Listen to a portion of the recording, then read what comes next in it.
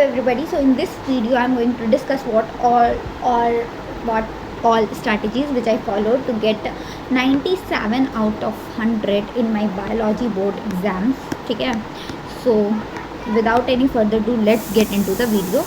तो देखो इस वीडियो में ना हम लोग देखेंगे कि what all I followed to strengthen my concept, कौन से टीचर्स को मैंने फॉलो किया, कौन से कैसे नोट्स बनाए, कैसे रिवीजन किया, कैसे क्वेश्चन बैंक सॉल्व किया और what is the correct way to solve sample papers.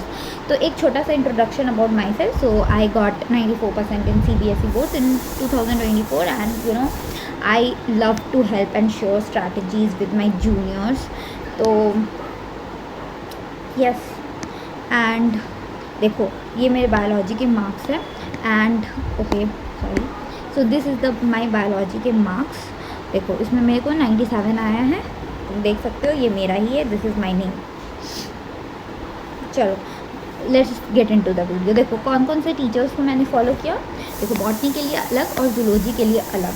MD sir zoology बहुत अच्छा पढ़ाते हैं और मैंने इनको फॉलो किया था, और तरुण सर को for botany, and he is the best teachers. तुम्हारा जो जेनेटिक्स है, मॉलिक्यूलर है और principle of inheritance and variation है, ये शायद तुमको किसी और टीचर से समझ ना आए, but Tarun sir is the OG teacher जिनसे तुमको 100% समझ आएगा. एंड रिवीजन के लिए जब वो जो लास्ट 5-6 डेज़ हम लोग को मिलते हैं, गैप डेज एग्ज़ाम्स के बीच में, तो उस समय मैंने सौरभ रैना के वीडियोस को देखा था और इसी को फॉलो किया था.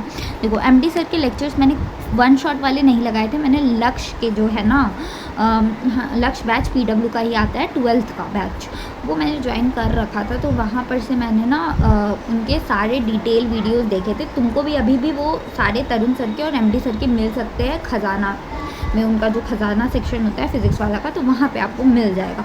But these are the OGS teacher and I owe like whatever marks I have got only because of these 2 teachers. And this one I followed for revision like 15 to 18 minutes में ना Saurabh Raina Saurabh Raina sir जो है वो पूरे के पूरे NCERT को ना आपको बहुत अच्छे से रिवाइज करवा देते हैं. ओके सो देखो NCERT को फॉलो करना है, ऑसवाल्ड के क्वेश्चन बैंक्स लगाने हैं और टीचर के नोट्स पढ़ने हैं. इससे ज़्यादा कुछ भी नहीं. इससे ज़्यादा अगर तुम कर रहे हो तो तुम पागल हो, ठीक है. तो टीचर के नोट, और इससे ज़्यादा तुम कर भी नहीं पाओगे. तो टीचर के नोट्स पढ़ने हैं, क्वेश्चन बैंक ऑसवाल्ड के लगा लो, एक क्वेश्चन बैंक खरीद लो और उसको लगाते रहो. PDF वर्जन में भी कर सकते हो, या नहीं तो आप हैंडबुक भी खरीद सकते हैं. और तो सबसे पहले ना जब आप बायोलॉजी पढ़ रहे हो और आपने सोच लिया कि मेरे को 100 आउट ऑफ 100 बायो में लाने हैं, तो अपने कॉन्सेप्ट्स पे सबसे ज़्यादा फोकस करिएगा. क्योंकि जो कॉन्सेप्ट वाइज क्वेश्चंस आते हैं, जैसे कि कुछ प्रैक्टिकल बेस्ड क्वेश्चंस आते हैं, जैसे मेरे बायो के एग्ज़ाम में भी आया था बहुत सारे practical based case study questions. तो उसके लिए अगर आपका कॉन्सेप्ट नहीं स्ट्रॉन्ग है तो ऑब्वियसली आप बिल्कुल भी नहीं कर पाएंगे. जेनेटिक्स के तो बिल्कुल भी नहीं. और नोट्स को ना बिल्कुल अपने कॉपी में लिखे, या आप PDF, मतलब फिर भी अगर आप PDF भी कर रहे हो तो आप अपने हैंड रिटन नोट्स ज़रूर बनाएं. अगर आप टैब या iPad पे बना रहे हो तो उसमें कोई बुराई नहीं है, बट मैंने अपने कॉपी में बनाया था फुल नोट्स टीचर के, ऐसे रोक के वीडियोस को. वैसे NCERT की रीडिंग की थी, क्वेश्चन बैंक्स लगाया था और लास्ट में वन शॉट्स देखे थे रिवीजन के लिए, ठीक है. क्या क्या गेम चेंजर्स हो सकते हैं. तो देखो गेम चेंजर्स क्या होते हैं. शॉर्ट नोट्स, कुछ चैप्टर्स के शॉर्ट नोट्स आप बना सकते हो, बट ऑसवाल्ड के क्वेश्चन बैंक में जो शॉर्ट नोट्स मिल जाता है मोर देन सफिशिएंट. हाँ, लेकिन कुछ डेटा जो होते हैं ना वो आप लिख ले सकते हो. जैसे जब लास्ट में आपको कुछ चैप्टर्स आएंगे, बायो के लास्ट के 3 चैप्टर्स है, ठीक है ना, वो तीनों चैप्टर्स जो है ना वो उसमें काफ़ी सारा डेटा है. तो वो डेटा को आप एक सिंगल शीट ऑफ पेपर में कल्मिनेट कर लो और उसको सारा डेटा लिख लो, ताकि मतलब कौन से जानवर एक्सटिंक्ट हो चुके हैं, वो कहाँ के हैं, ये सारी चीज़ें, या फिर कुछ बायोडाइवर्सिटी, हॉट स्पॉट्स, ये सारी चीज़ें जो है वो लिखी हुई है उसमें. तो आप वो सारी चीज़ जो है वो एक पेज में लिख लो, ठीक है. क्वेश्चन बैंक्स पे मैं बहुत ज़्यादा फोकस करती हूँ क्योंकि क्वेश्चन बैंक बहुत इंपॉर्टेंट हो जाता है, क्योंकि रिपीटेड क्वेश्चन ही आपको देखने को मिलेंगे बायो के पेपर में, रिपीटेड कॉन्सेप्ट पे, और या repeated same to same question.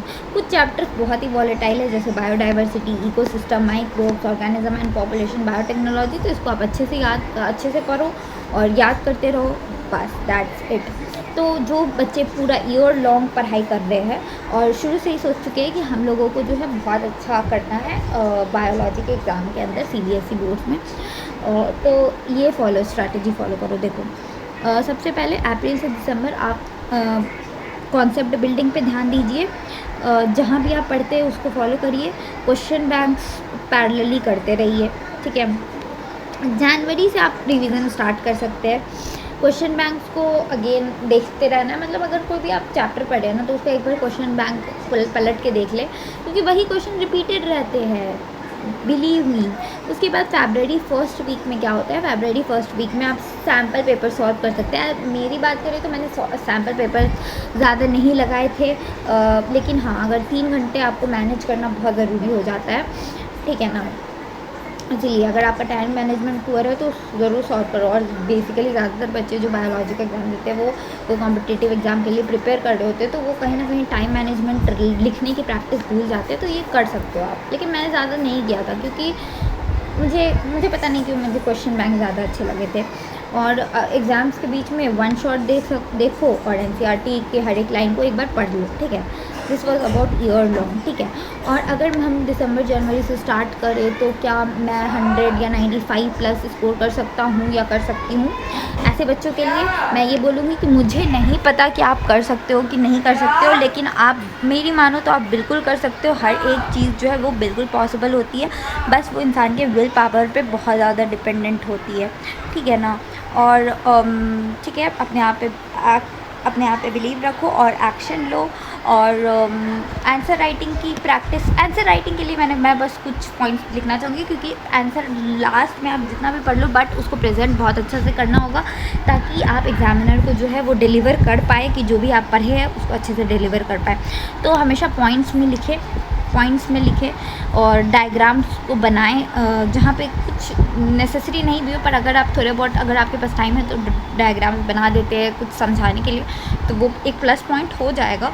और नीट एंड क्लीन लिखे। अगर मेरे को इतना अच्छा मार्क्स आ सकता है तो आपको भी ऑब्वियसली आ सकता है। तो कंक्लूज़न यही है कि ठीक है ना, PYQs करें और अपने आप पर फेथ रखें, ठीक है। So that's all. Thank you so much for watching my lecture, and I'm very very very thank you.